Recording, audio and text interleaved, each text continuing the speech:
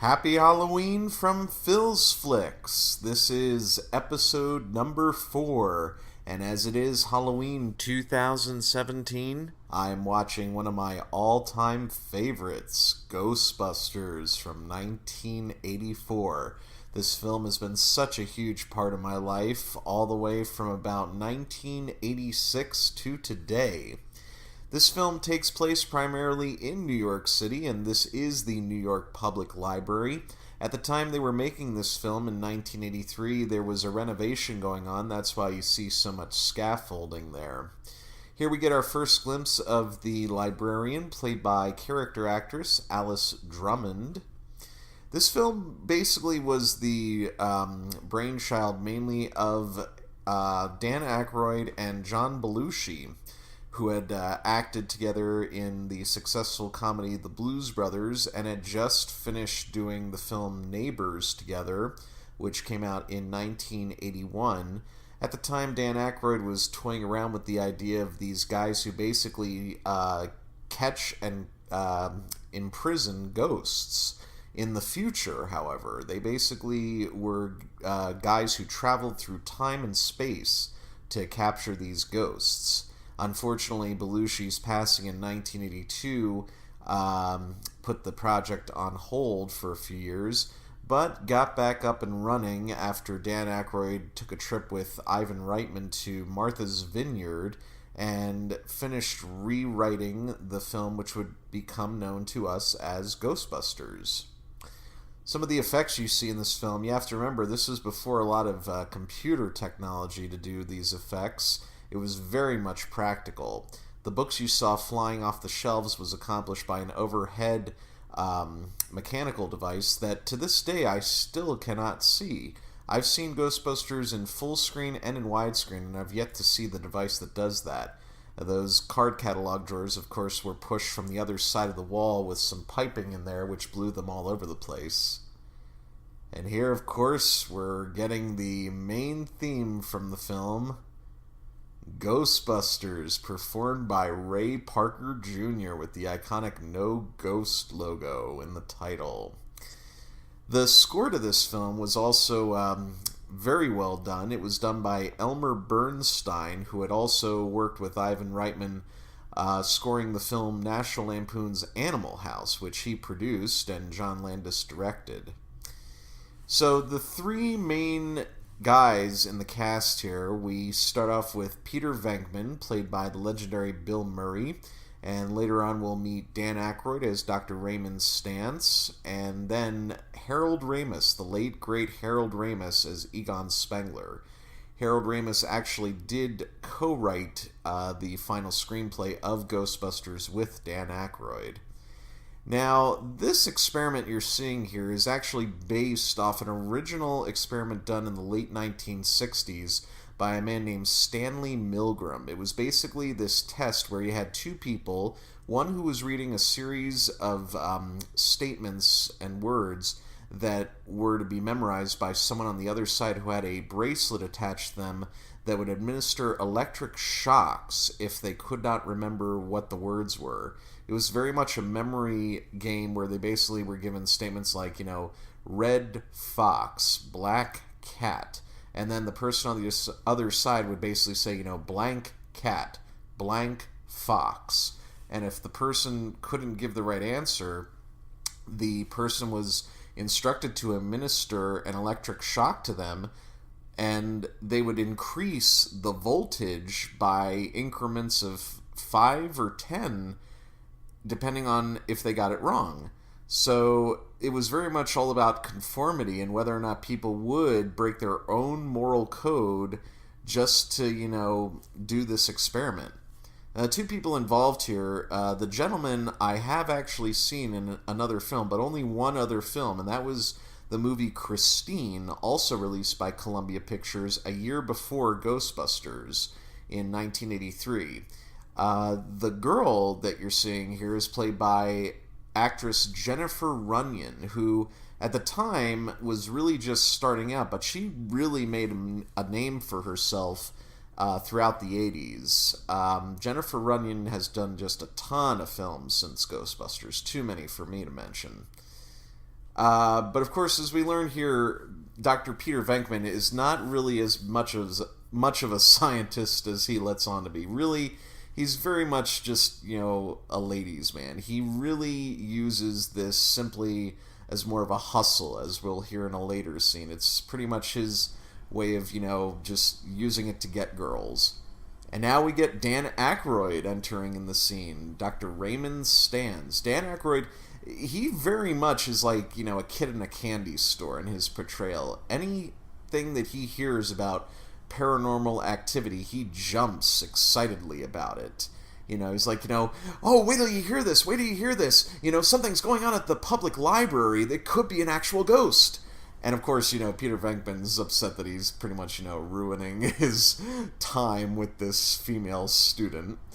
Dan Aykroyd, again, he wrote this originally with John Belushi in mind, and after Belushi's passing, they got Peter Venkman's role basically taken on by Bill Murray. I'm not sure if the names would have been the same. I've never seen an original screenplay of Ghostbusters before Dan Aykroyd went out to Martha's Vineyard, so I'm not sure if the names would have been the same, but Peter Venkman, again, I don't think anyone could play this role as good as Bill Murray does. He very much is a smart aleck about it.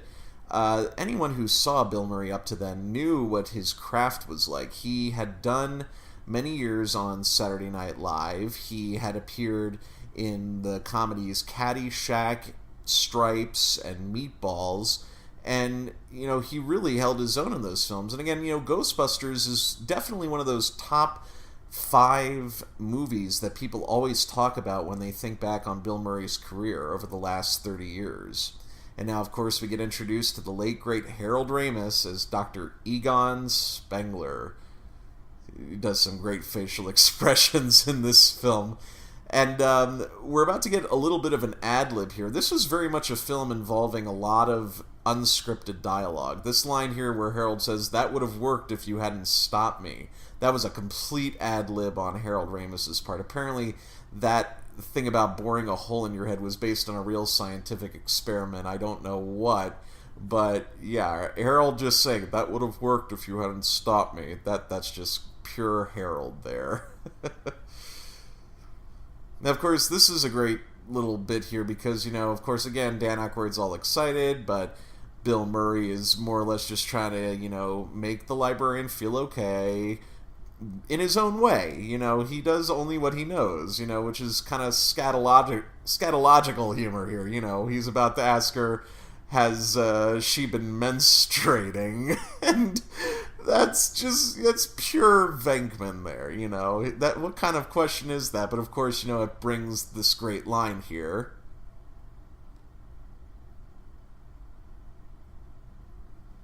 And that, of course, is one of many great, what I call t-shirt lines, the kind of lines you would see later years on t-shirts. "Back off, man, I'm a scientist." It's perfect. Now, this is the famous PKE meter that you see Egon using here, the Psychokinetic Energy meter, which only Harold knew how to use. It basically had 2 buttons, and all it did was 2 things. It raised its arms and lowered its arms, and lit up. That was basically the only thing this little device did. And we wouldn't even know that it was called a PKE meter until, I think, the second Ghostbusters movie. It's another great line I love by Bill Murray. "You're right, no human being would stack books like this." You're going to hear me say a lot of those, I love this line type things, because this is a very quotable movie. It's almost 35 years old, and it has really stood the test of time. People quote this film all the time. I don't care who you are, how old you are. Anyone who's anyone, I think, has seen this film and knows the lines perfectly. And we get our first look here at the ectoplasmic residue, which would later be shortened to simply ectoplasm. And, again, this film, again, just contains so many random ad-libbed lines. This is very much ad-libbed here by Bill Murray. He didn't know what this stuff would do, and of course the cards sticking to his shoe, that's all ad-libbed. And again, I have to believe this is another ad lib here. Egon, your mucus. I often say this to people when weird stuff happens.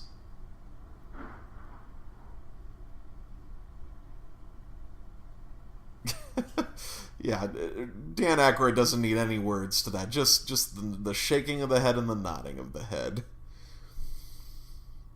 So we're about to get our first look at an actual ghost here, and while she's unnamed, we would eventually come to know her as Eleanor Twitty.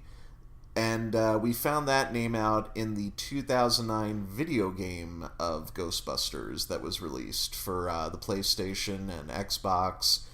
And that's a great game. I highly recommend giving it a play if you haven't had a chance to. Those of you who still own a PlayStation 3 or an Xbox 360. This is another great little bit of dialogue here by Bill Murray. Would you come over and talk to me for a second? And for some reason, all these years later, he calls Ray Francine. He says, "Come here, Francine." To this day, I still don't get that reference. If anyone out there has a clue as to what he's referring to when he says, "Come here, Francine," do me a favor and let me know, please. I would appreciate it. And of course, he gets elected to talk to this librarian, again, using the only thing he's good at, flirting. Where are you from, originally? And of course, he goes back and says, the usual stuff isn't working. Again, this is all he knows.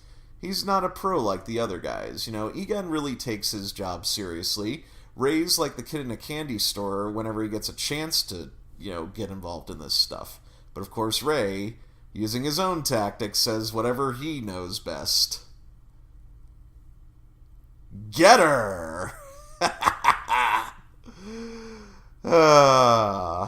First big scare of the film. Gotta say, at least they, all saw it, all three of them. Anyone else wouldn't believe it. I just love, Venkman reprimanding Ray. Get her. That was your whole plan. That was scientific. Again, this film was primarily all shot on location in New York. A lot of these areas, I don't know their exact locations, or even if they're still in existence, but in the early 80s, it seemed like a lot of movies were being made in New York, especially, having so much success with the 1970s. I think, really, to get the most out of New York, you have to look at some of the stuff that was done in the 70s by Woody Allen. I think Woody Allen really put New York on the map for making movies there. That whole bit with the Nestle's Crunch Bar, there's this whole, thing about Egon's persona where he absolutely loves candy. And whenever he has a chance to get some, he's going to take it. So you can see he's almost like grabbing for that candy bar before Venkman finally gives it to him. Because that's the way Egon is. These little eccentricities, here and there, a lot of people miss when they watch this film. But having, again, watched this film so much throughout my childhood, I've picked up on quite a lot. Now, this actor here playing Dean Yeager, I forget the actor's name, but I do know that he played Mr. Angelino, Jack Tripper's restaurant boss on Three's Company. And he was really a jerk on that show, and he's pretty much a jerk here too. The only real difference I remember on Three's Company was that he had a beard and a mustache, so here he's clean shaven. There was actually a lot more to this scene, and you'll see it if you happen to own a DVD or Blu-ray copy of Ghostbusters. There's little snippets of stuff that was cut from the film. There happened to be this extended bit of dialogue where basically, Stans and Spengler kind of corner Venkman saying, you told us you floored them at the Regents meeting, claiming, Bill Murray's character of Venkman had a little, thing to say at a Regents meeting for, keeping them on campus, and he actually did not. And, basically, Bill Murray, kind of, tries to, plea practically for them to be let to stay on campus. And, he says, I have to laugh. They did this to Galileo. And, Dean Yeager looks at him and says, it could have been worse, Dr. Venkman. They took the astronomer Phineas and staked his head to the town gate. A lot of people have often remarked how this whole scene kind of, makes it seem like the guys get their big idea from that bottle of liquor, like, passing it between the two of them, Venkman and Stans, gets them to realize, okay, I know how we're going to do this. I know about the containment grid. I think I know how to put everything into action. It's funny, that one little bottle is like how they get their... It's almost like liquid courage to go into business for themselves. So now we're about to get the first glimpse of the what will become known as the Ghostbusters Firehouse.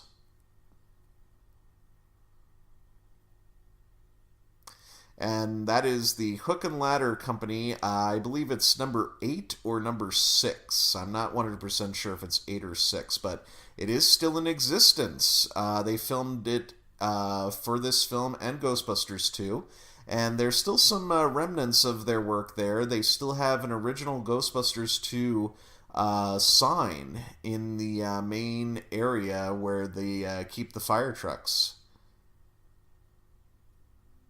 Again, this is, Ray stands as that excited kid in a candy shop. He's like, wow, you gotta try this pole. And he talks about, spending the night there, where, of course, Bill Murray's a little apprehensive. Egon is definitely not wanting to do this, thinking the place should be condemned. And, of course, all it takes is, Bill Murray to make the final decision. It's like, I know you don't like it, but, come on, we'll take it. And that is Central Park West there. The building you're seeing, everything exists on that building except the very, very top of it. It's basically, for the film, they, using, some special effects, made it seem like it had about, I'd say, 8 or 10 more floors to it. And here we get introduced to the lead female of the film, Dana Barrett, played by Sigourney Weaver. Sigourney had much success at this point, especially from her work in the 1979 thriller Alien, where she played Ripley. And here we also get introduced to Rick Moranis as her neighbor, Louis Tully. Rick Moranis at this point had a lot of success on the TV series SCTV, a very good comedy variety series that was pretty much, meant to rival the success of Saturday Night Live. It employed a lot of up-and-coming comedians in the areas of Chicago and Toronto, Canada. And Rick Moranis was one of those guys who actually was replacing another member of SCTV. The role of Louis Tully was actually going to be played by John Candy. And some original storyboards for the film actually depict John Candy in the role of Louis. But John Candy had his kind of own way of playing Louis Tully, which I don't think was really suitable for the character. John Candy wanted to play Louis, I believe, with a German accent, and he wanted to have these 2 Schnauzer dogs on leashes that he always wanted to have them in a scene with him, so... Yeah, that kind of went by the wayside, and I think Rick Moranis was the better choice. I think a lot of people will agree with me on that. And here's the first big commercial that the Ghostbusters have shot here. This commercial, it's interesting. When they actually filmed this, you can see this is kind of an Easter egg on the Blu-ray. They filmed it saying different names. Instead of Ghostbusters, they had them say Ghost Blasters. I think they even said, Ghost Dusters at one point or something, but it was, 5 different other combinations besides Ghostbusters. I guess they thought at some point, in case we end up changing the title, but of course Ghostbusters stayed the natural title. Now, if you look on the table, there's a little bit of foreshadowing. There's a pack of Stay Puft Marshmallows. Stay Puft Marshmallows will play a very big role in a very later scene in this film. Again, more primitive effects here coming out. That countertop is actually fake. It is actually cooking these eggs. It's actually a very hot top there, and these eggs are basically being popped out. I think by air being blown into the bottom of the carton. And they're basically cooking on a countertop that's made to look like a regular countertop. And of course, as Dana opens her refrigerator, it basically is opening up into the gates of hell, or rather the Temple of Gozer, where the terror dog known as Zool spooks her out. And here now we get some more progress on the firehouse as everything's starting to come together with their name. And here is the official arrival of what will become Ecto-1, the Ghostbusters vehicle of choice here, which is a 1959 Cadillac ambulance. And it's interesting, the way you see it here, it's kind of dark and gray. That was originally how it was going to stay. It was actually going to stay black, but figuring how they were going to be showing it at night for the very first time, they decided to paint it white instead, and that was definitely the wiser choice. Here now is the second lead female in the film, Janine Melnitz, the Ghostbusters receptionist, played by Annie Potts.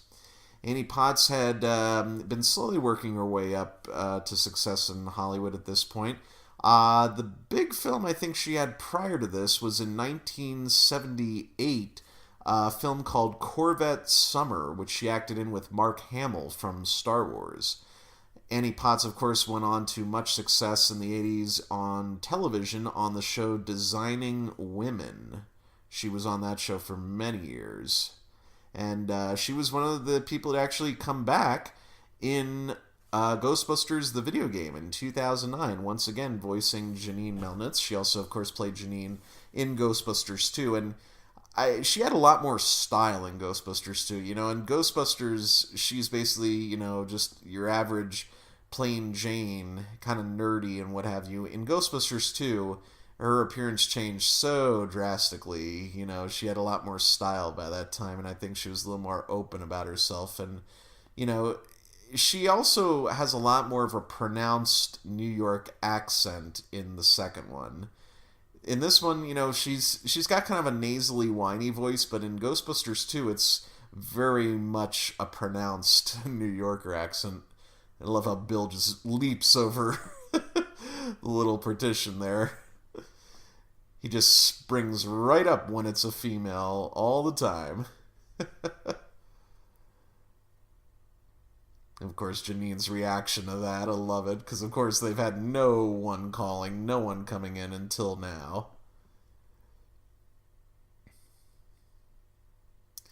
The other thing about Ghostbusters, and like most films of the 80s, there is quite a lot of product placement in this film. From the stuff that the Ghostbusters are snacking on here, to the stuff that Dana has in her refrigerator, to the magazines and newspapers that you see the Ghostbusters featured in during the montage sequence.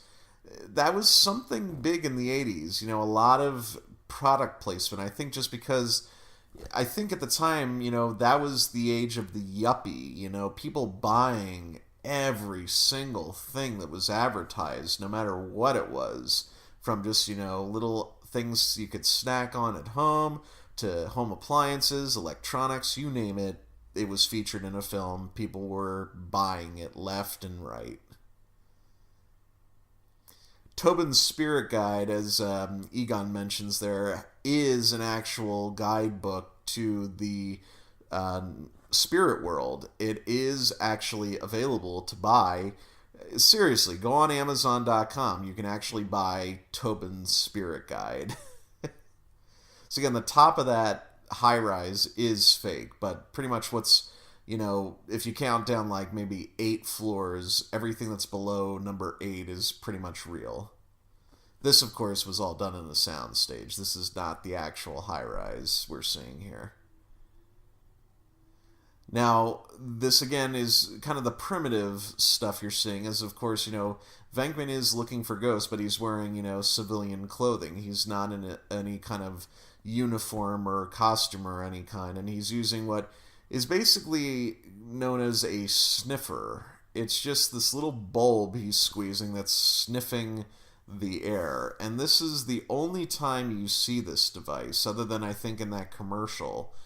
So again, the commercial was very much primitive Ghostbusters, but what we'll see later during the day of this course of the day is the real deal equipment they use. What will become known as the Proton Packs, the Neutronawans, and wearing their iconic jumpsuits too.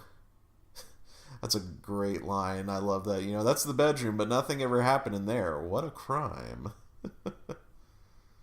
Again, Sigourney is perfectly matched with Bill Murray here, them, bouncing off each other. He's trying to put the moves, she sees right through him.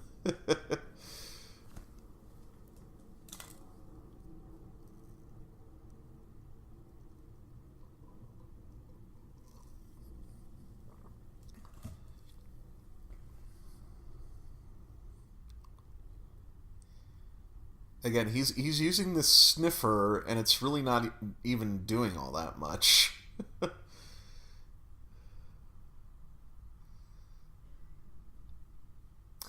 I want to talk a little bit about the first time I actually heard of Ghostbusters. It was about the time I was 4 years old, and I was in nursery school at the time, just before I started kindergarten, and at the time, kids were always bringing toys with them to school to play with. And one of the things I used to see kids playing with was the Ghostbusters action figures. At the time, there was a cartoon adaptation called The Real Ghostbusters on the network ABC on Saturday mornings, and it ran from 1986 to, I believe, 1990 or 1991, and it had grown into such popularity that they had action figures, they had the firehouse, they had the Ecto-1 car, and kids were bringing these toys with them to school all the time. And I just remember, it was very much a case of, monkey see, monkey do. I saw these toys, and I just thought these looked so cool. Sometimes the kids would let me play with them, and, I thought, I want one of my own. I want that Ecto-1, I want that firehouse, I want that Proton Pack, to strap on my shoulders and everything, and, use the Neutronawan and everything. So, really, I think it was the cartoon that I had been exposed to, at least in terms of the toys, before I actually saw the film. I remember kids were talking about the film occasionally. They would drop lines like, who you gonna call? They would say, bite your head off, man, during the whole elevator cockroach scene, which we're gonna see in a few minutes. And, don't cross the streams. That was another big thing I remember kids saying a lot. But I finally actually saw the movie. I remember renting it from a local video store. I think, my interest in it, I had told my mom about it, and she rented it for me. And as a kid, I have to admit, there were some scary moments. As a little 4-year-old kid, watching, even though this is a very tame movie for today's standards, being rated PG, there are some scary moments that you remember as a kid. As a kid, we always remember the moments that scared us out of our wits when we watched a horror movie or, a movie that was, with scary moments. And Ghostbusters was definitely a film with plenty of scary moments when I saw it as a kid. But, constant rewatches of it and eventually getting the actual video, I remember buying it, or rather my dad bought it for me, I remember, in I think 1988 or 89. Yeah, it was 88. Because I was 5 years old, I remember. And I got a ton of Ghostbusters toys that year for my 5th birthday. I'll never forget. That was the year I got the Firehouse and the Ecto-1. So here now is the first official call. And it's underscored perfectly by the song Cleaning Up the Town by the Bus Boys, which prior to this had a hit with the song The Boys Are Back in Town from the movie 48 Hours, starring Nick Nolte and Eddie Murphy, another very popular Saturday Night Live actor. Also, that kind of ties into a story that is commonly told throughout the Ghostbuster world, and it is very much not true. A lot of people think that the role of Winston, who we're going to see a little bit later, Winston Zeddemore, was originally going to be played by Eddie Murphy. That is not true. The only reference to Eddie Murphy ever being considered for Ghostbusters was in a very brief conversation, I think, that Dan Aykroyd and Ivan Reitman had when talking about who they saw for potential roles. So it was more or less, a considered name thrown out there, but Eddie Murphy never screen tested. He never auditioned. Pretty much, I think, Ernie Hudson, who plays Winston in the final films, was really the only one, who they auditioned and pretty much, got the job, just like that. So again, just to settle the rumors, for many years, I'm just going to say it again, Eddie Murphy was never auditioned for Winston Zeddemore. He was simply name dropped, nothing more, nothing less. There you go. So here now we see them in their full gear with the jumpsuits, the iconic tan jumpsuits with their names embroidered, their last names embroidered on the patches in red, and the No Ghost logos.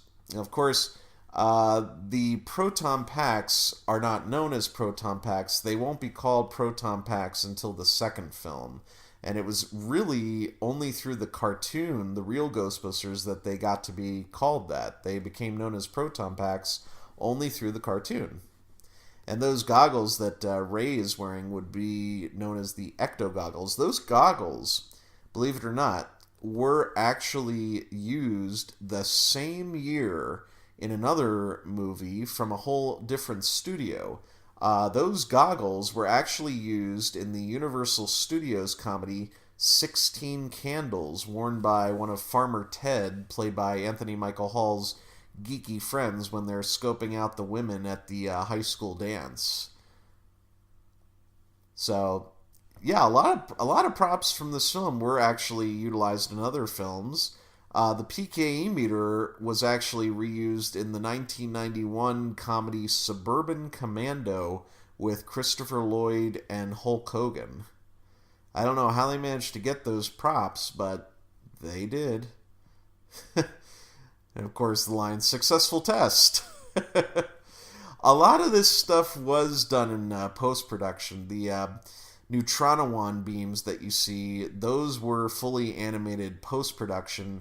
And the way that the Neutronowans actually work, they had basically small, bright flash bulbs at the end of the device that when, a trigger was pulled, they would illuminate. And so the animators would have something as a guideline to paint in and animate the beams that would shoot out. Of course, another iconic bit here, the cigarette sticking to Dan Aykroyd's lip. I know a lot of people have tried to replicate that. It's kind of tough to do. I don't know how...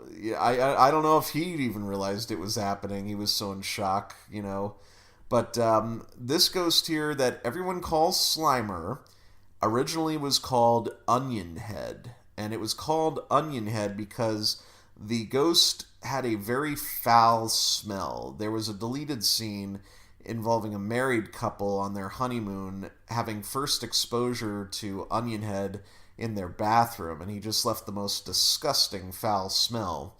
Dan Aykroyd would very often, while making the film, refer to Onion Head as actually the ghost of John Belushi, because Belushi very much was, a fan of food. He loved eating it. Sometimes he could be a bit of a slob when eating it, but Onion Head, who everyone would later refer to as Slimer because of the cartoon, the Real Ghostbusters, was originally called Onion Head. And of course, here, more ad-libbing from Bill Murray here, that I think he can hear you, Ray. And of course, here now is the other great classic line of this film right after "Back off, man, I'm a scientist." He slimed me. I've seen a lot of t-shirts that say, he slimed me, or I've been slimed. And if I could tell you all the ingredients to that stuff, I would, but to this day, the only thing I can say is I remember shampoo was a big component of it. Like, this green bottled shampoo mixed with other stuff. I'm sure, water and gelatin had to do with it, but again, in terms of the slime that was seen in this film, the only stuff I remember thinking about was, okay, it's definitely shampoo of some sort. So if you're ever looking to get the recipe for the slime in Ghostbusters, I think your best bet is to just go online and look at various Ghostbusters fan club sites. Now, this ballroom here, of course, again, it's a sound stage, and they just destroy it. It's interesting, the amount of damage that they cause versus what they eventually say is the cost of catching and trapping and storing the ghost. This was all very much, not even thought about until it actually happened. And you'll see in a few minutes here, Egon is basically ad-libbing the whole time what to tell Venkman to charge them by giving him almost like baseball signals with his fingers. And now we've gotten our first explanation, I think it's our only explanation actually, but the crossing of the streams, we are basically told, good safety tip by Egon, don't cross the streams. One of many rules of being a Ghostbuster we will hear throughout the film. And of course that stuff just goes right through Onion Head. Again, if you look closely, you can just make out the flash bulbs at the end of those Neutronowans. Again, that was the guide for the animators putting in the beams of orange and blue light. I love that little raised eyebrow there. I kind of call that the Belushi eyebrow that Harold Ramis gives, seeing how much damage he caused. Again, they just keep destroying more and more of this room. Give me some room. Let's toss a table. Why not? The man who plays, I believe, the Mater D, he's another great character actor by the name of Michael Ensign. Michael Ensign still works to this day. He does a lot of television. I remember in I think in 2000 or 1999, he actually played Ross on Friends' boss at the museum he worked at. David Schwimmer's boss on the comedy series Friends. He was on there. Michael Ensign playing his boss. But Michael Ensign, I know in the 80s, did act quite a lot on television and film. In the late 70s, I remember he was one of the television news reporters in Superman the Movie, who reports on the first night that Superman is exposed when he saves Lois Lane from the helicopter. So you can actually see Michael Ensign in Superman the Movie if you check it out. And we have the first successful trapping of a ghost in the Ghost Trap.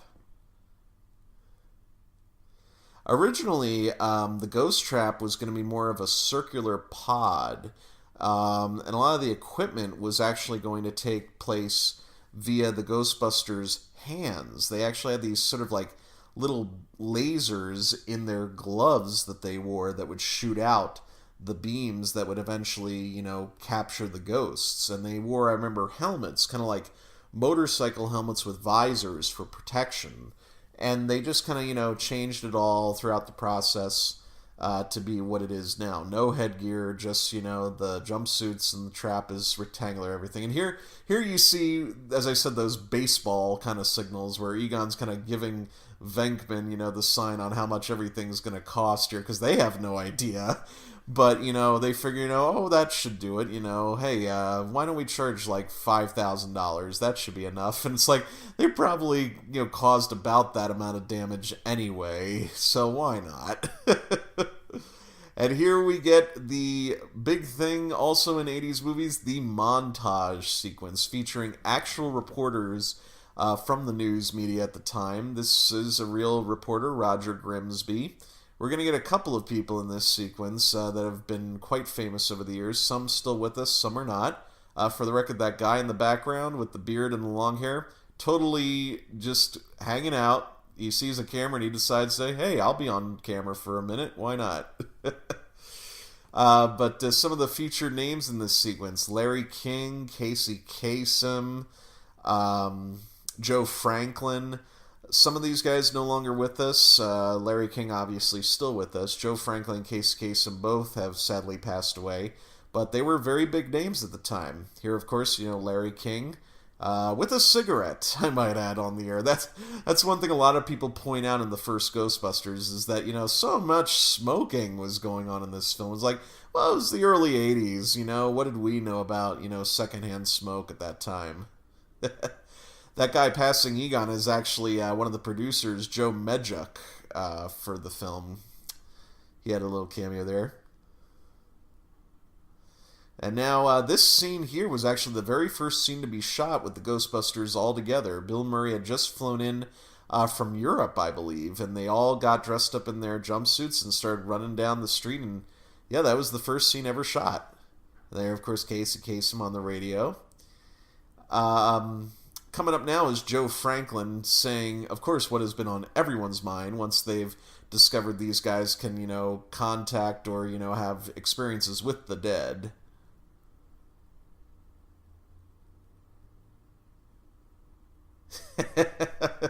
How is Elvis? I don't know. Come out to Vegas, you'll find out. Now, what you're about to see here, the dream sequence that Ray is having, this was actually cut from a different scene in which Ray and Winston report to Fort Detmering after a reported ghost disturbance has been called into them. And this is all that remains of that sequence. I have heard that there is someone who has some old B-roll footage of this scene. Whether or not that person is going to release it, I'll never know. But apparently, these videotapes of the B-roll footage contain that sequence in full of Ray and Winston going to the fort and trying to track down that female spirit that has sex with Ray. And now here is our introduction to Winston Zeddemore, played by Ernie Hudson. Ernie is now joining the team, and, I have to say, Winston gets a lot of flack, I hate to say. A lot of people don't give Winston the justice he deserves, mostly because of, as of recently, I can, spoiler alert, for people who are fans of Stranger Things, the Netflix show, there was an episode in the second season that dealt with the main characters dressing up as characters from Ghostbusters. And they make mention of how, Winston is one of the worst ones to be of the Ghostbusters because he joins the team late, he's not even a real scientist, and a lot of people complain he doesn't do anything. Saturday Night Live even did a little spoof of that with a movie review with these two ladies, played by Mary Gross and Julia Louis-Dreyfus, and James Belushi was interviewing them, basically, kind of doing a film show, review show, and he says, which of the Ghostbusters was your favorite? And these girls, they're supposed to be Latinas or something, and Julia Louis-Dreyfus says, I like the black one. And Mary Gross says, the black one? He didn't do nothing. What are you talking about? He didn't do nothing. And I thought, that is unfortunate that, Winston really does not get as much, due as the others. But, I mean, it is to an extent true, Ernie Hudson wasn't featured on the poster of Ghostbusters. He's not listed on the poster as part of the main cast. Again, he does appear later in the film, that's true. But, I mean, he's still part of the team, and I really do think he deserves to be part of it. So, there's your due, Winston, Ernie Hudson. In my opinion, you still deserve some justice there. This scene here, of course, taking place in New York's famed Lincoln Center. That fountain, I'll never forget, that fountain has been used in so many films, but I think one of the biggest scenes it was ever used in was in Mel Brooks's very first film from 1968, The Producers. And it's where Gene Wilder and Zira Mostel are talking about, becoming producers together. And, Gene says, I'll do it. By God, I'll do it. And the fountain just erupts its geysers all over the place. And he runs around it all happily. And they filmed that scene, I think, at about 4:35 a.m., just as the sun was coming up. But yeah, that's the fountain as it stood in 1983 when they filmed this scene there. Again, Bill Murray just straight out ad-libbing the advice for the violinist. So now we're going to get our first look at the storage facility, the containment grid here that they keep the ghosts in after they've captured them. This will play a major part in a future scene, so, here's some stuff to remember about it.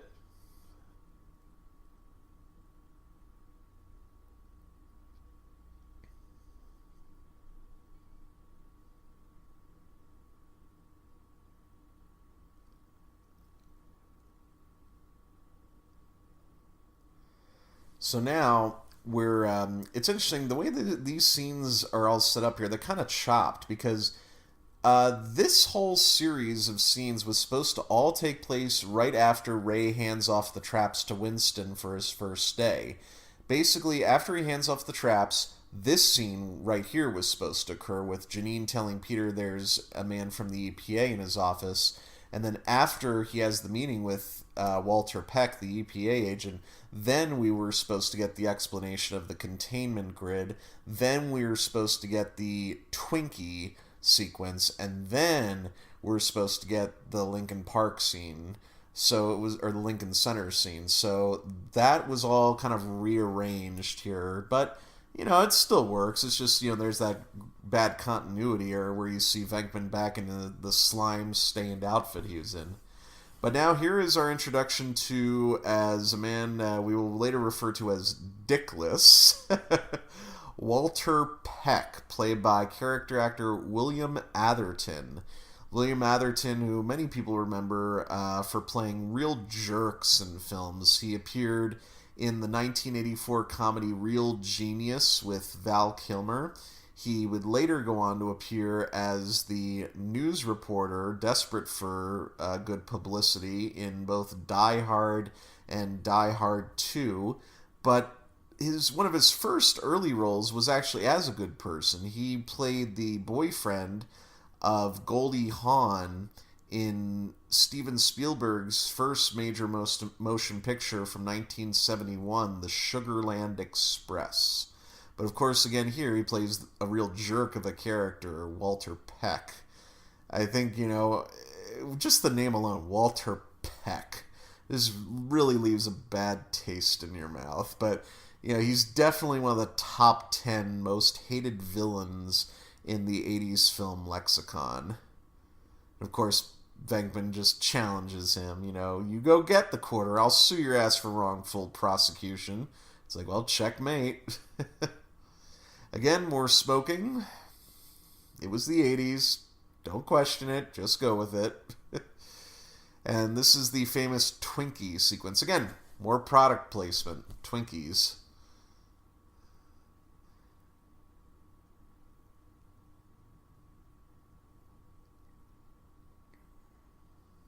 That's a big Twinkie. But again, it is a good explanation to tell us what the future holds for, a potential, breakout of more pandemonium and chaos of ghosts and sightings happening in New York. And it's really here at the midpoint of the film where, stuff really starts to get ugly and crazy. We see the lightning starting to illuminate the apartment building, and these two statues of guard dogs, which, we don't realize it yet, but they will basically become the same terror dogs that guard the Temple of Gozer. And, their names respectively are Zul and Vinz Clorthio.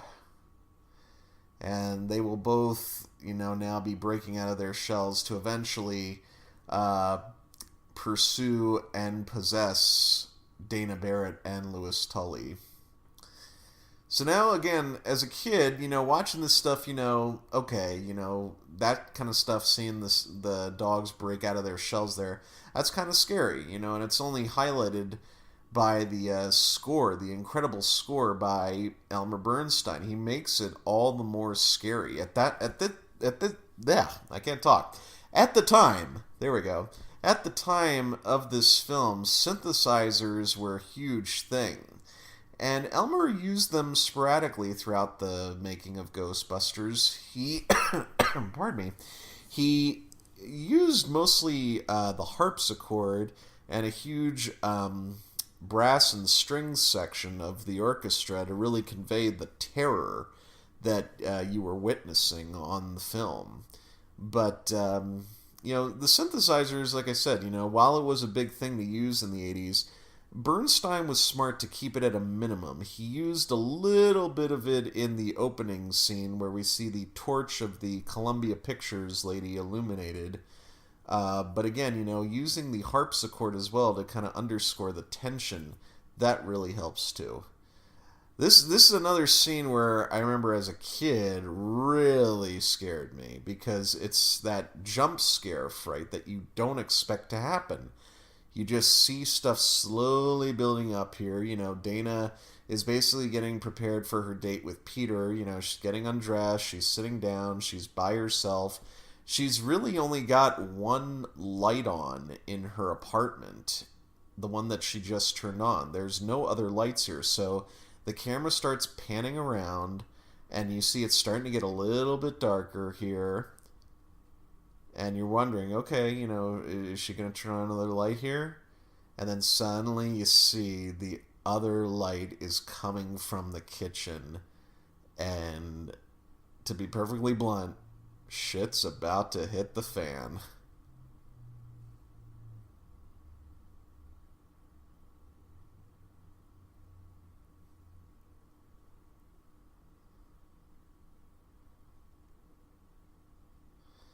Yep, that is pretty scary to see when you're a kid. The arms coming out of the chair like that and the dog on the other side of the door and the chair just starting to go into the kitchen there. It's like, whoa, that is some freaky shit. And now seeing both statues of the dogs completely destroyed here again, made all the more creepier by Elmer Bernstein's score. This is one of my dad's favorite moments, mainly because, Louis Tully is an accountant, and my dad is also an accountant. And, we learn that Louis is doing this whole thing as a tax write-off, and that's why he invited clients instead of friends. I love that he has a little thing there that says, etc. It's like, who buys the word etc. in gold to hang up in their apartment? Louis Tully does. I'm sure you can probably find that online somewhere. And that woman that he's dancing with is Jean Kasem, the late great Casey Kasem's wife, now widow.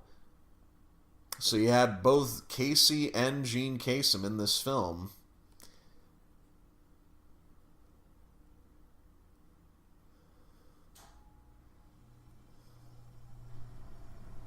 And there's the other terror dog, Vince Clortho. You can see in the background there Lewis's graduation photo, which I'm sure Rick Moranis posed for himself during pre-production of this film.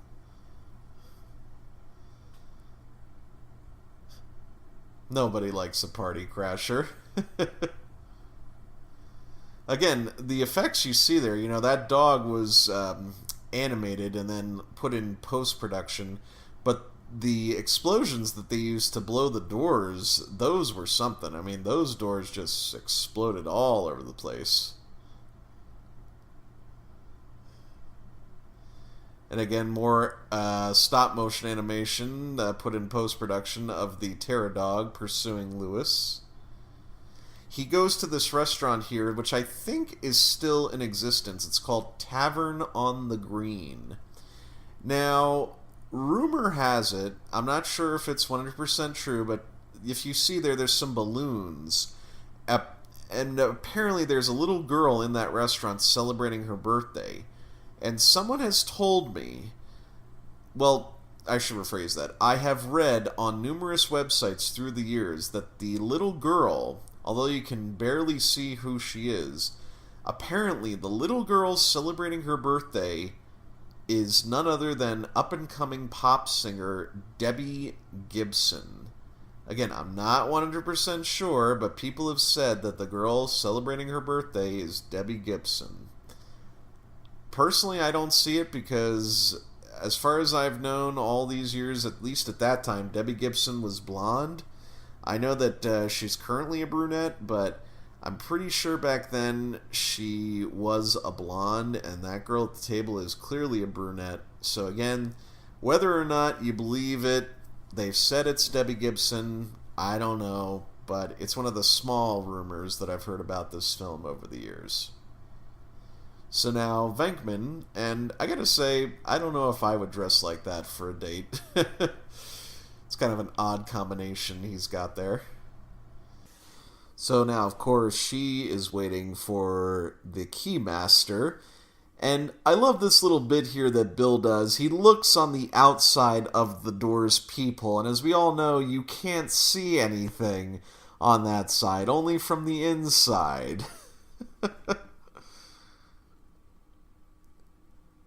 Of course, he figures he'll get in there just by pretending to be the Keymaster and then saying he's a friend of his. He asked me to wait here.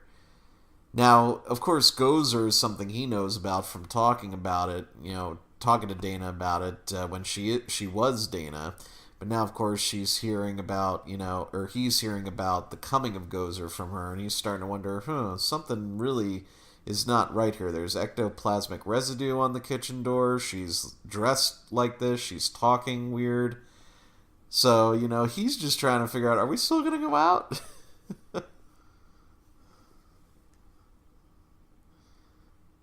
It's another great line. Do you want this body? Is this a trick question?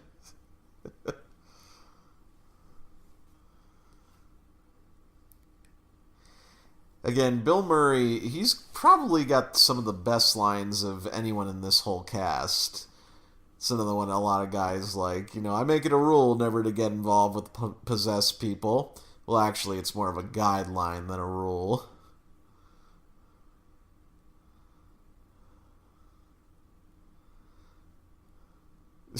That's another one that, as a kid went way over my head. I want you inside me. Oh, go ahead. I think they actually had to dub that in the TV version of Ghostbusters when it was broadcast. I think she simply said, I want you. There's another quote-worthy t-shirt here. There is no Dana, only Zool. Now, what you're about to hear is Dana possessed saying there is no Dana, only Zool, and the voice you hear is actually Ivan Reitman. He recorded that, and they kind of, did some post-production techniques to make his voice sound demonic. So, yeah, Ivan Reitman, uncredited, as the possessed voice of Dana.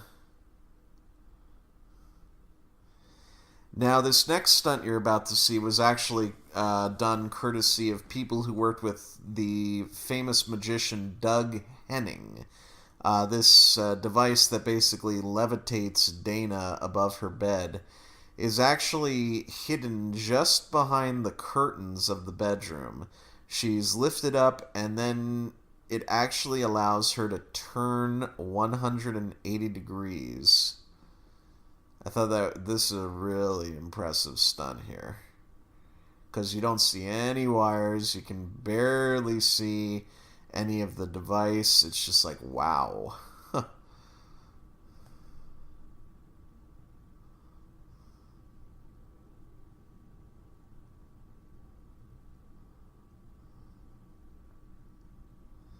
So now, of course, Lewis is now possessed by the other terror dog, Vince Clortho, the Keymaster.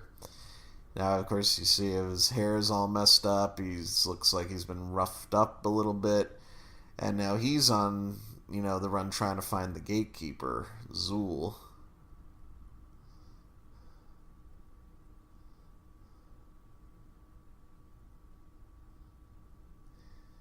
have to wonder who came up with those. More than likely it was Dan Aykroyd, those words, Volga Soldrar, Lord of the Sibulia. So it's like, you just don't think of those words on the fly like that.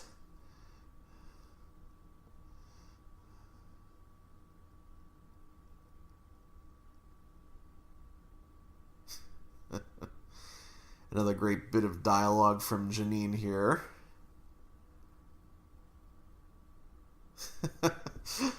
Gotta love people who would answer a door like that when they see the police. Dropping off or picking up.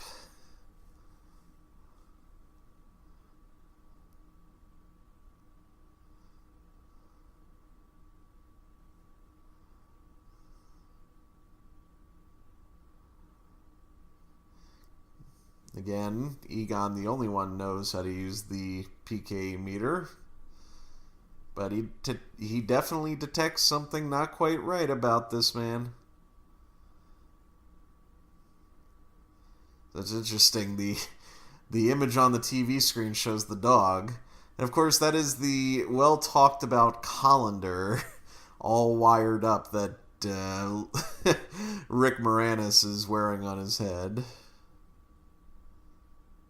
But again, for what they could use, the Ghostbusters used very primitive tools of their trade, and this colander was one of those things. And it had plenty of holes, so if you need a lot of wires to fit through, colander's probably your best bet.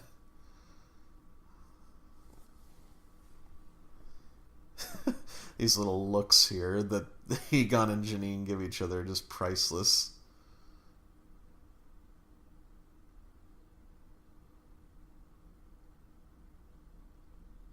Again, that dialogue, it's just the way that it was written. It's like, you really believe that this stuff exists.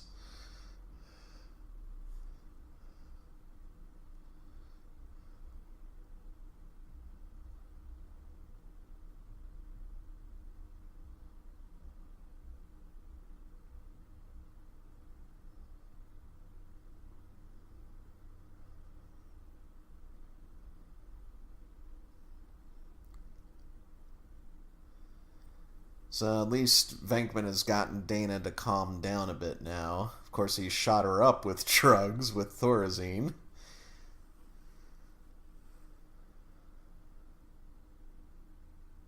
Gotta wonder, does Venkman just commonly carry Thorazine with him?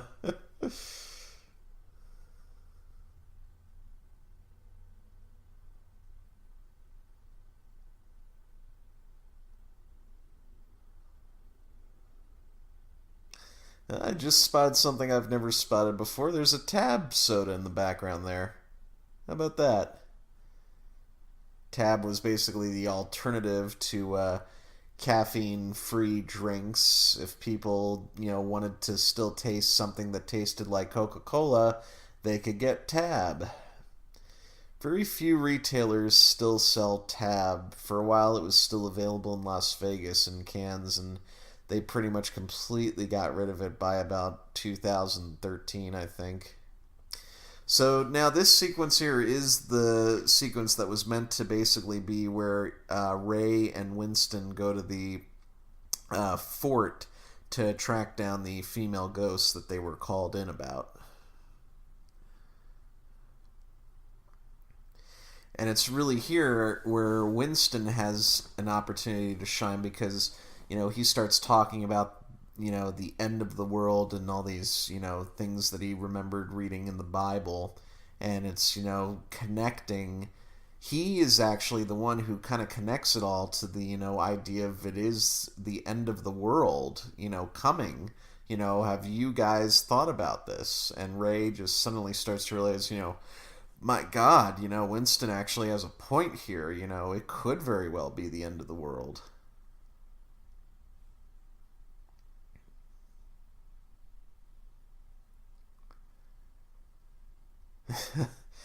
But of course, he'd rather kind of forget about it and just put on some music. So yeah, basically this would have continued at Fort Detmering, and again, that was all cut. And all we had was that little shot used for the montage sequence, and now we're back to Ghostbusters headquarters, where now, unfortunately, the big wigs have shown up now. We've now got Walter Peck bringing in the artillery with a man from Con Ed, his court order man, and some local police. So, this is definitely bad. As a kid, I remember this was basically leading up to, I think, the scene that scared me the most. And it really is an odd thing, but I'll basically, set it up here. This is basically the scene meant to show that, something bad's about to happen because Walter Peck's now gotten the police and Con Ed involved.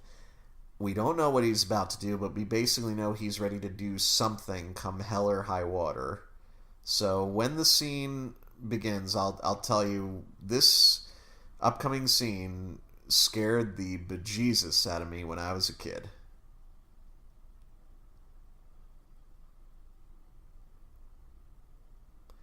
So basically, he takes one look at the protection grid and he orders the Con Ed guy to shut everything off, regardless of the consequences.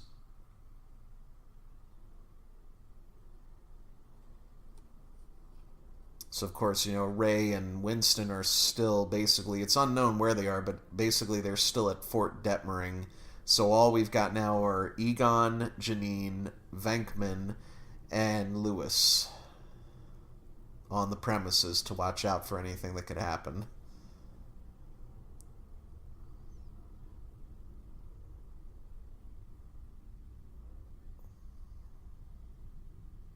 Again, just the way, Peck starts raising his voice, to shut it off. That starts putting a little bit of terror in you as a kid, because it's like someone is shouting at you to shut off something. It's like you don't know what's going to happen when you do.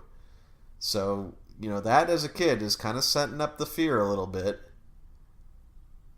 So, like, as a kid at this point, I'm kind of on the edge of my seat. Again, him yelling, shut it off. It's like, oh God, what's going to happen? And seeing Egon do this with his hands does not make you feel comfortable as a kid.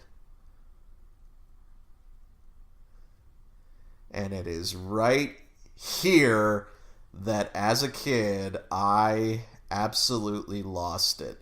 Watching everything go red and the alarm for the security grid go like that, all this terrified the shit out of me when I was a kid.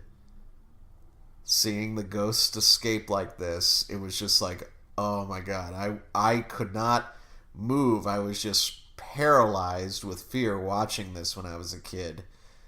And for the longest time, I was afraid to actually watch the rest of this movie because it was scaring me so much. Seeing the roof explode like that, seeing stuff shower down, seeing all these explosions happen. When you're a 4 or 5-year-old kid, this is scary. This is not something, you want to look at and say, wow, that's cool. This is scary stuff. And as a little cameo here, if you look off to the very, very far left, yes, friends, that is porn actor Ron Jeremy standing watching the explosion. Uncredited, he was just an extra who happened to be in the right place at the right time. So now Ray and Winston are back, and they're wanting to know what happened. Of course, they have no idea who this Keymaster guy is. But of course, when they try to find him, they're stopped instantly by Walter Peck, who believes that all of this is just something to, get under the radar with the EPA with. And of course, it's like, they're just going to fight while, meanwhile, all the ghosts are escaping into New York City. I love that shot of the skyline there. It's beautiful. And you can see the Twin Towers in the background there. This whole sequence is really underscored well by the song Magic by a musician named Mick Smiley. I don't know if Mick Smiley ever had a whole lot of hits. He's not a musician of the 80s that really, stands out for me anyway. I don't know if he performed with other big acts, but This is really the only song most people remember him for from the Ghostbusters soundtrack. I have to wonder if that skeleton came from the movie Poltergeist. It looks very much like one of the skeletons from Poltergeist. Again, Vince Clortho just following the signal, all the ghosts where they're going to, the main hub, which we'll find out is Dana Barrett's apartment.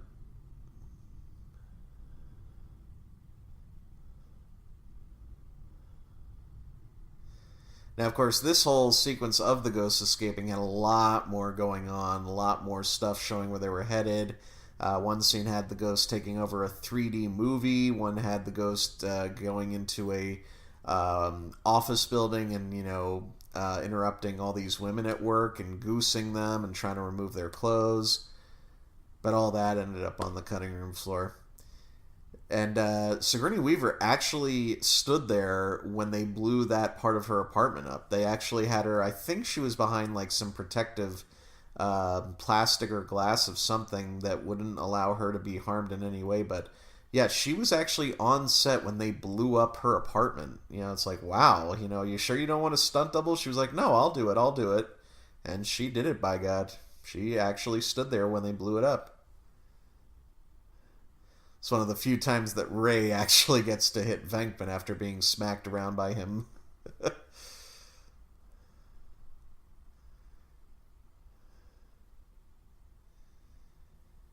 And I love Ray's little smirk here, because it's like he knows the answer already. He knows exactly how to answer him. You never studied.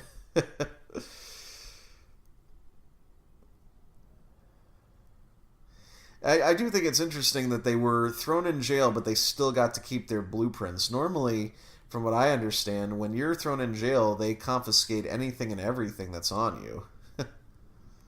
But they got to keep their blueprints. 4 feet above her covers.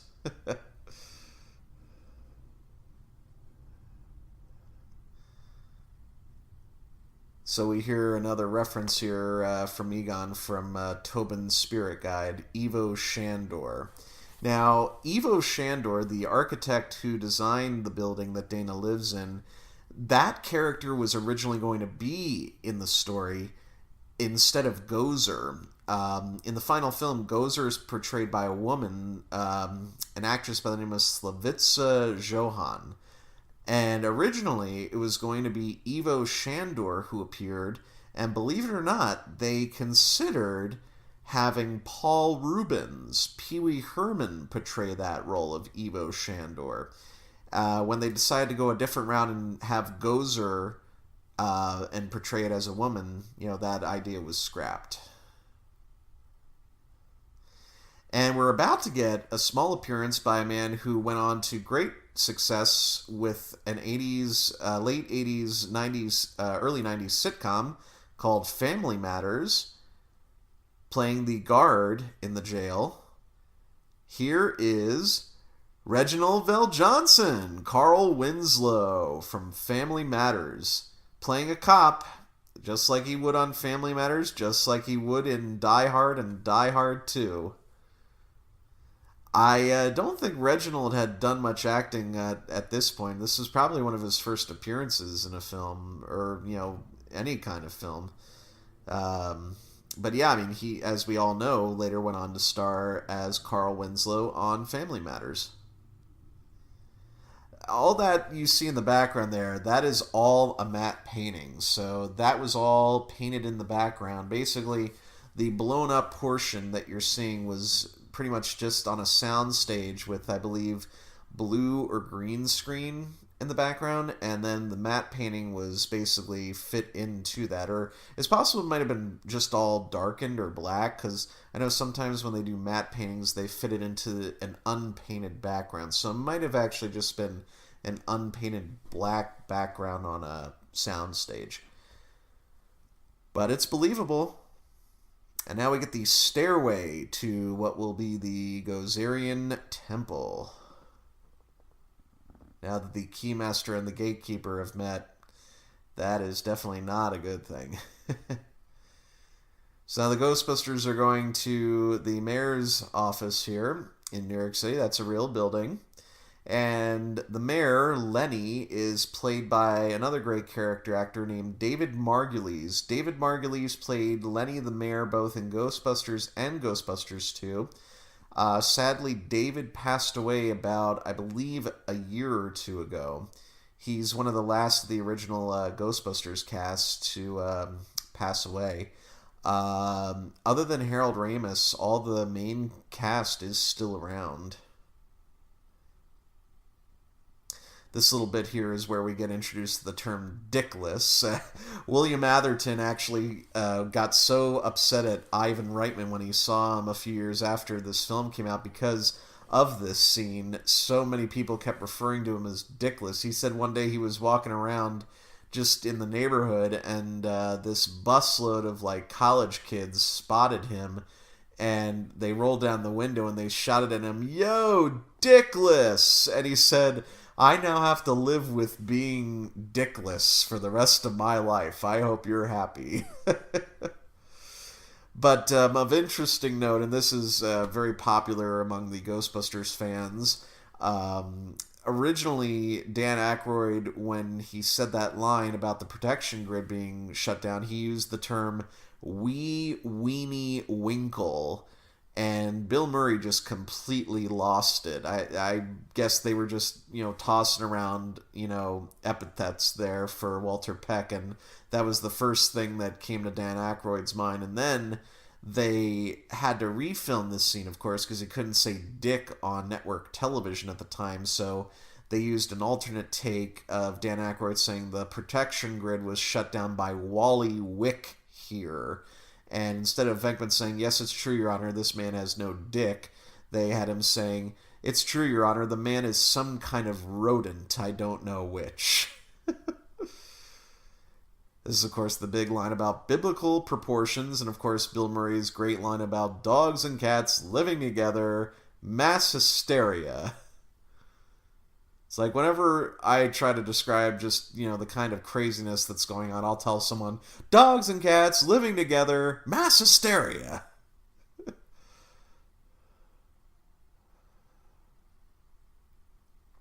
And of course, what better way to, get your words heard than by getting on the good side of the mayor here, saying, if you help us, you will have saved the lives of millions of registered voters. And just seeing that small little smile grow on Lenny's face, it's like, oh, you have to know so many people were applauding when they saw that.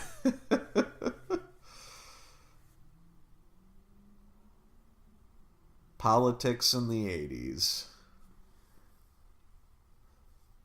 I have to wonder if Ronald Reagan ever saw Ghostbusters. We know that he saw Back to the Future, but I would be very interested to know if Reagan ever saw Ghostbusters. So, of course, now we're getting ready to take on the apartment building by bringing in the army and everything, local police. Everyone's getting involved now. That's another great Bill Murray ad-lib. Come on, let's run some red lights. And that was actually Dan Aykroyd behind the wheel of Ecto-1. He actually did a lot of the driving of Ecto-1 during the course of the making of Ghostbusters. I don't think they really trusted anyone else behind the wheel other than Dan Aykroyd. Dan Aykroyd has always been very much of what Harold Ramis would refer to as quite the motorhead. Dan Aykroyd loves cars, loves motorcycles. So, I mean, he was, the kind of guy that you wouldn't trust with Ecto-1 on the road. I love that little bit with the rabbis there. Being Jewish, I have to appreciate that. And this was all real. This was all done in New York, New York. They actually, I think they did like a radio broadcast saying, if you want to be seen in this new movie, Ghostbusters, they're going to film today. You'll get to meet people from Saturday Night Live, Bill Murray, Dan Aykroyd, And, a lot of this, Bill Murray was really mingling with the crowd while, the other guys are, doing their thing. He was just eating it up. And I remember this one bit here where he compliments a guy's shirt. The guy actually was interviewed a few years ago for a Ghostbusters website where he says, I like that shirt, friend. He actually framed the shirt that he wore that day where Bill Murray looked at him and said, I like that shirt, friend.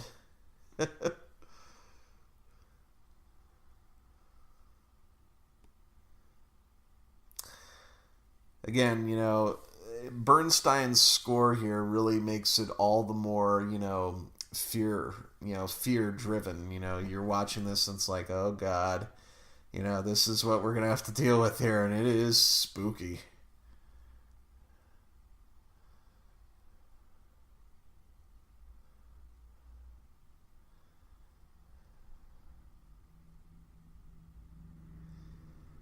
So now this earthquake starts basically as a way for, Gozer to exert, their power on the Ghostbusters, showing, all right, you want to take me on? Well, try to get through this.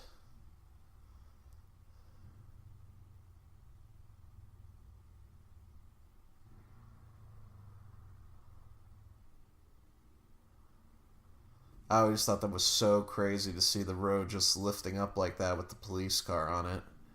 Like, wow, that is some powerful earthquake there. But that was all orchestrated by the special effects crew. That road was completely dug up and, rigged to, do all that stuff.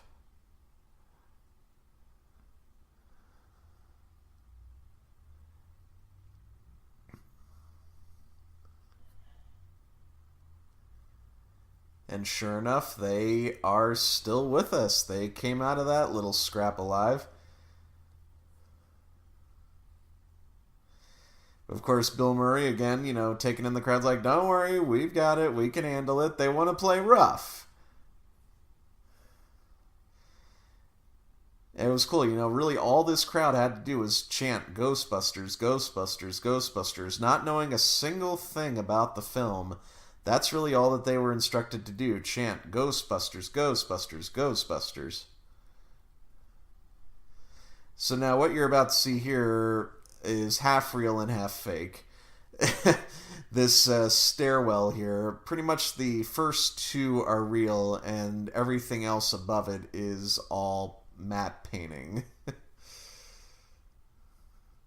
You have to remember, because of the, explosions and everything, the elevator doesn't work anymore, so they have to go 20 floors, all by way of the stairs. Again, we're back on a soundstage now at the Temple of Gozer. Obviously, these two have had quite the day together.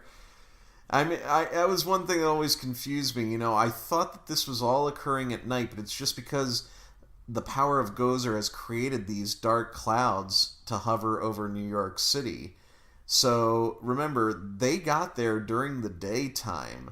All of this is really happening during the early part of the day, because Walter Peck and his goons, they all arrived relatively early in the morning. We saw Janine pouring coffee, so it had to have been before, 9 o'clock in the morning that this started. So by now I'd say it's probably around 12 noon or so. So yeah, it actually is not happening during the middle of the night. This is all happening during the afternoon in New York, New York.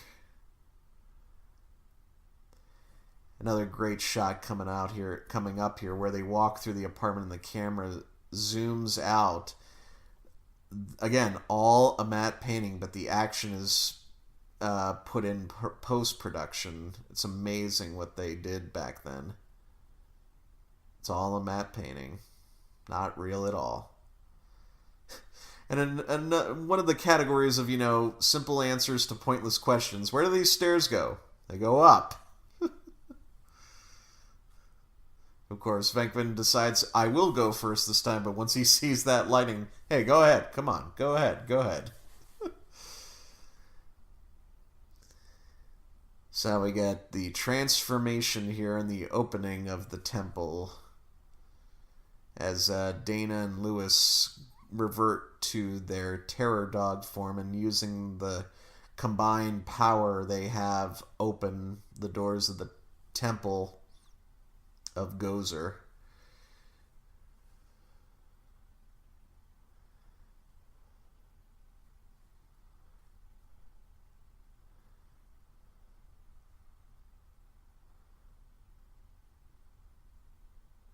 Kind of cool there how you can kind of see their skeletons. Again, more stop motion animation there for the terror dogs.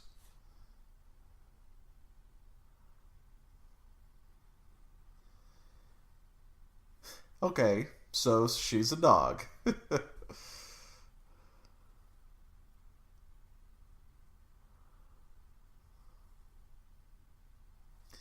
So now we see what Dana originally saw in her refrigerator.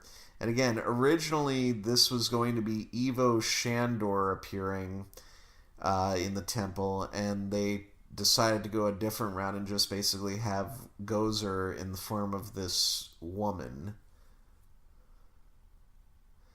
And I mean, as Egon basically explains it best, you know, it's whatever it wants to be.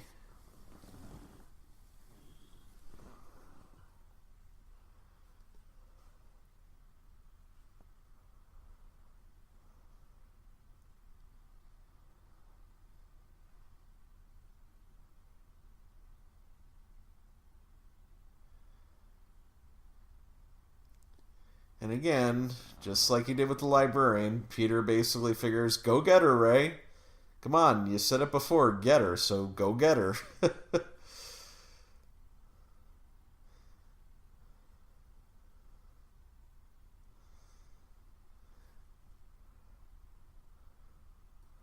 A lot of people over the years have thought that the role of Gozer was originally going to be David Bowie because of their appearance, and that's just one of those, you know, old wives' tales. It's like, oh, okay, just because Gozer almost kind of looks like David Bowie would in one of his music videos, it's like, that was never going to be happening. They never considered David Bowie. Again, wrong answer, Ray.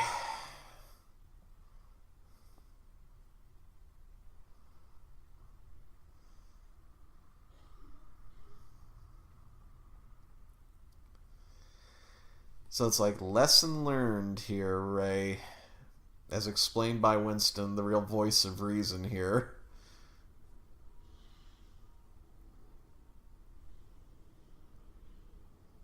He's like, okay, I got it now.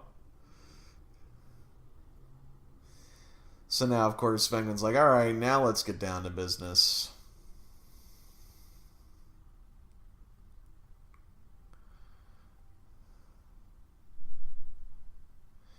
By the way, those yellow tubes that you see on their uniforms, I didn't find this out until recently. Apparently those tubes, much like an astronaut's uniform, were there primarily to aid in the Ghostbusters using the restroom if they had to go while on the job. So, yeah, basically those are pee tubes. Again, I didn't know this until, like, the last couple months, that that's what those tubes function actually was.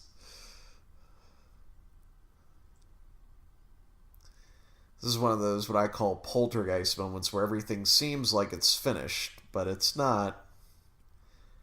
Nothing is completely taken care of, even though they think they've gotten rid of Gozer for good.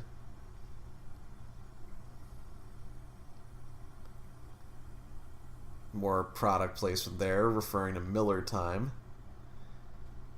So yeah, of course, Egon is the one who knows that it's not really over yet. Again, more earthquake type shaking here. And during the filming of this sequence, there was a funny little bit where, due to the heavy accent that the actress Slavitsa Johan has, she mentions this bit about, you know, choosing the form of the destructor, and she says, choose and perish.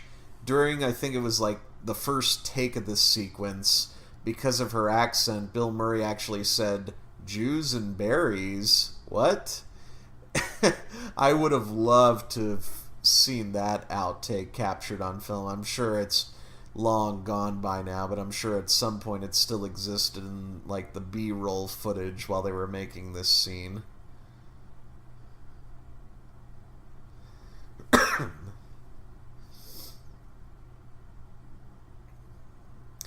So that's basically the trade-off. You choose the form of the Destructor and he will come. And, you know, they try to not think of anything, but sadly, one of them thinks of something, and the choice gets made. The Traveler has come.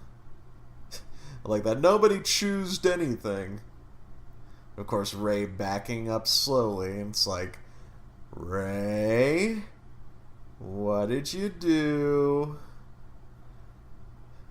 This is another one of those I remember repeating all the time. You know, what?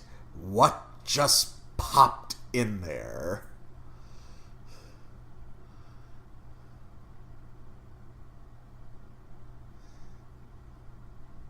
So, as we said earlier, you saw the Stay Puft Marshmallows, and the form of the Destructor turns out to be the Stay Puft Marshmallow Man. There's been a lot of talk over the years, and again, I don't know how true it is, but there was talk that originally Ray's thought that became the Destructor was going to be Casper, the friendly ghost.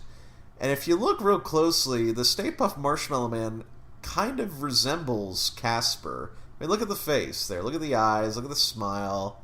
He does slightly resemble just a more pudgier version of Casper the Friendly Ghost. But again, I don't know how true it was, if that was ever part of the original script, or if it was just, you know, a ghost of an idea, pun intended, that was thrown about the table of the script, or what.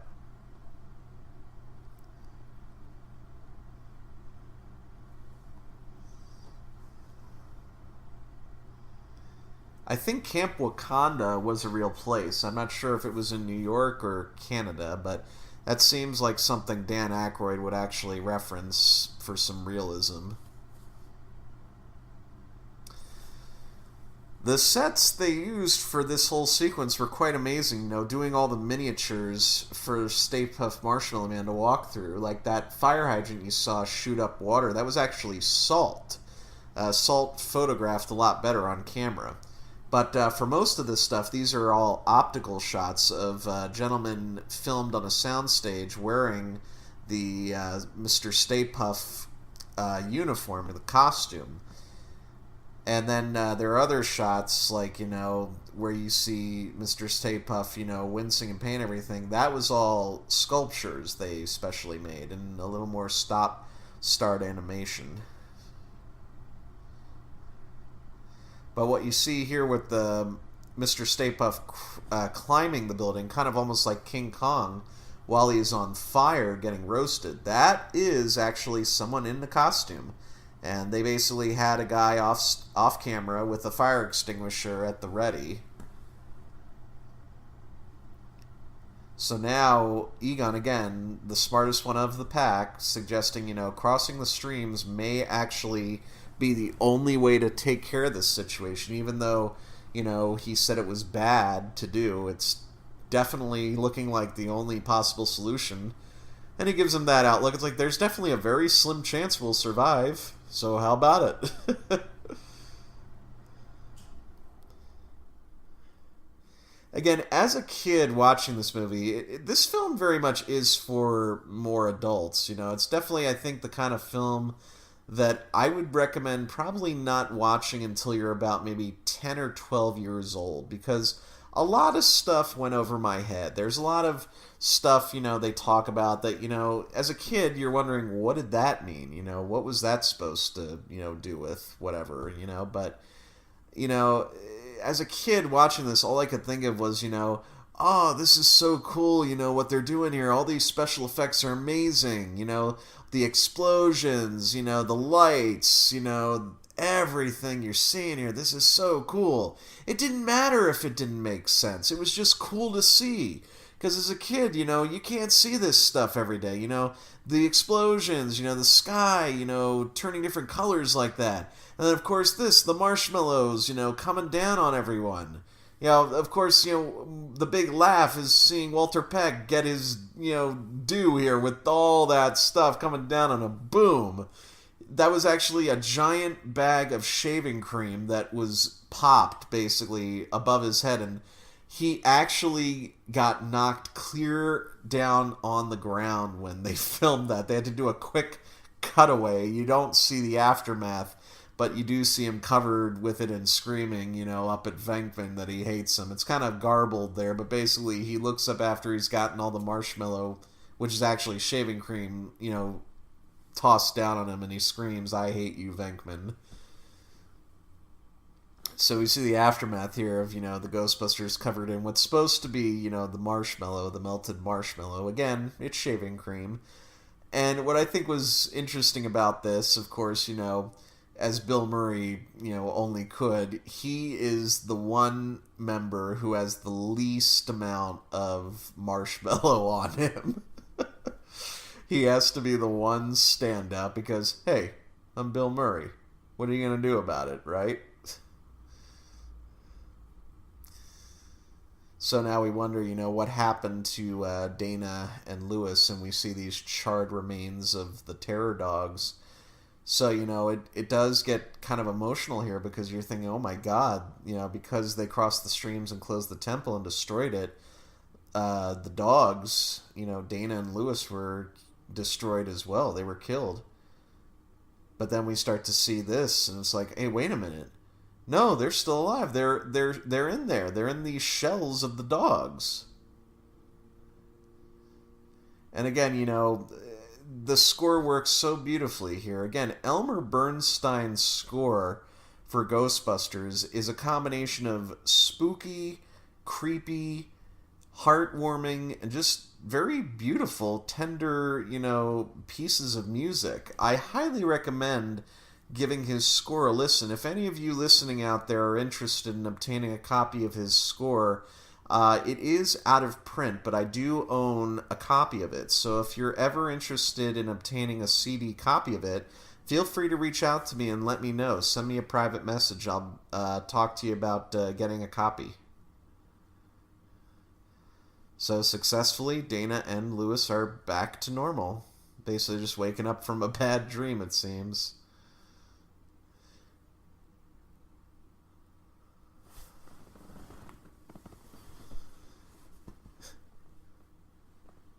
I love Lewis's little bit here. The superintendent's going to be pissed. And of course, he sees these guys as potential clients, so of course he has to ask this question.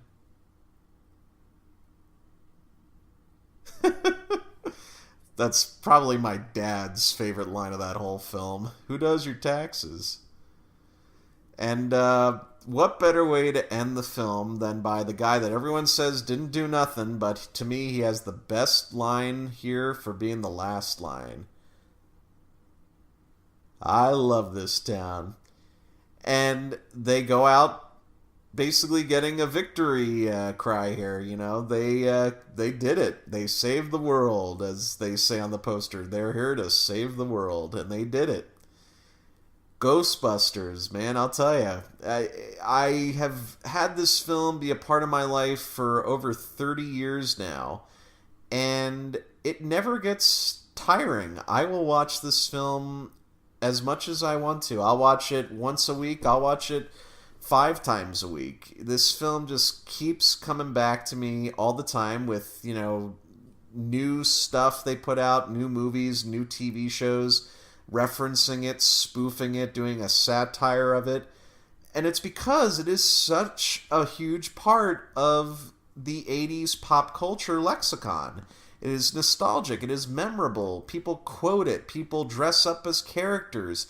People have bought Cadillac ambulances and, refurbished them, built them from the ground up to look like Ecto-1. The film stays, with us. Just, in every way you can think of. And from as far back as 1986 when I first got exposed to it by those action figures in the cartoon series, and buying the VHS tape and later the DVD and the Blu-ray and the video game, everything about this film, is just such a huge part of my life and continues to be. And I'm just so proud that I had an opportunity to do this commentary. In fact, right now, as I'm looking at the clock on my computer as I record this, it is now actually midnight, November the 1st, 2017. I have fully done an audio commentary from one of my all-time favorite movies, Ghostbusters, on Halloween night, 2017. And I can't think of a better way to have ended Halloween this year. I really can't. So, to all of you who have been watching, I do thank you. Again, I appreciate you listening to Phil's Flicks. I do certainly hope you'll continue listening to Phil's Flicks. Stay tuned for episode 5 coming soon. And what more can I say but... if there's something strange in your neighborhood, who you gonna call? Thanks for listening to Phil's Flicks, Episode 4, Ghostbusters.